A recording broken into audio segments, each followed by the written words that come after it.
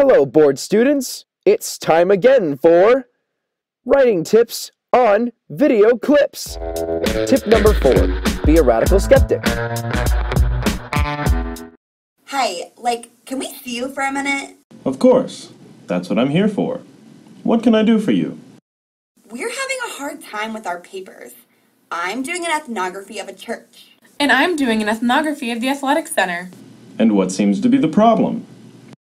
Well, I have my own religious beliefs, and they aren't the same as the people in the church I'm studying in. But, I don't want to say they are wrong because that would be ethnocentric. When analyzing a religious group or event, you don't need to be concerned with the truth or falsity of their beliefs. But God is, at the center of everything they do. How do I not, be concerned with whether or not God really exists and what he wants? You want to be a scientist, not a theologian. Assume they are right, or at least that they could be right, about their relationship with God. And concentrate on what is going on in the church. What do you mean? What else is going on? They, go there to worship God. So they say. This is where you need to be a skeptic. What do you mean? Well, first, you do not want to dismiss their beliefs as false. You want to put aside questions of truth and falsehood. But it is also an error to privilege their beliefs. If your analysis says the group's meetings help them build ever closer relationships with God, you are just letting your hosts do the analysis for you. So, what should I, be doing? You might be asking, what functions do these beliefs serve? What social hierarchies are present, and why? How do the structures of the church rituals express the beliefs of the worshippers? There's no end to questions you can ask without getting into the truth or falsehood of beliefs.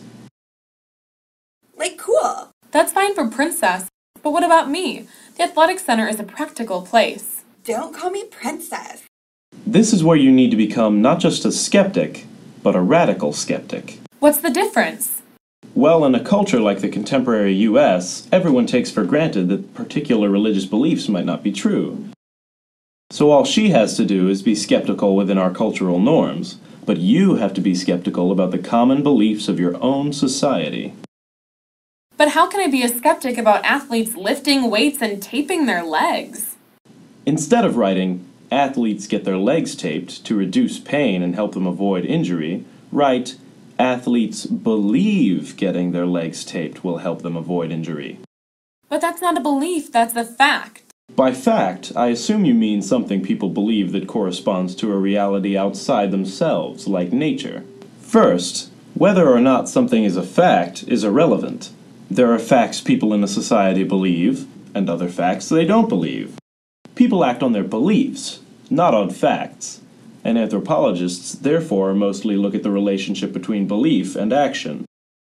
Second, to control for observer bias, you need to examine how you know something is a fact.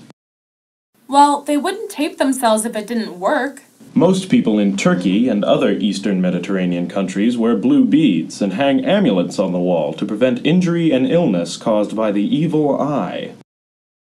They wouldn't do that if it didn't work. It's not the same thing. The point is, you don't need to worry about whether or not it's true.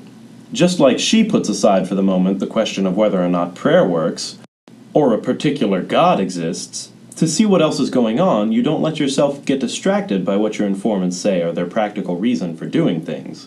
Accept it, and look for what else is going on. Like what?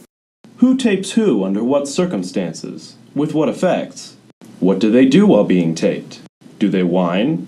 Do they tell jokes? Do they brag about who has the worst bruises? Do they argue about what kind of taping works best? Do they talk about their classes? There is no end of questions you can ask of social practices. This could be really hard. Is there any way to help keep it in mind while we're collecting field notes? One classic technique many anthropology profs tell their students is to write for Martians. These Martians have an excellent command of English, but they have no understanding of context. What is that man doing?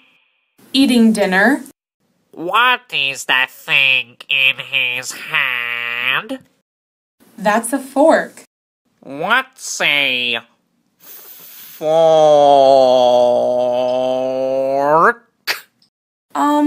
A sharp-pronged instrument for bringing food from your plate to your mouth? What's a plate? Well, a little of that goes a long way. Anyway, I hope this helped. If you follow this advice, you are sure to get a better grade on your paper. How do we know? What? Well, isn't that just your belief? Wait a minute. How do we know grades are actually based on our performance? Don't get carried away. Aren't grades really just based on your beliefs about our performance? If we set aside the truth about whether we are learning anthropology, what else is going on here? Happens every year.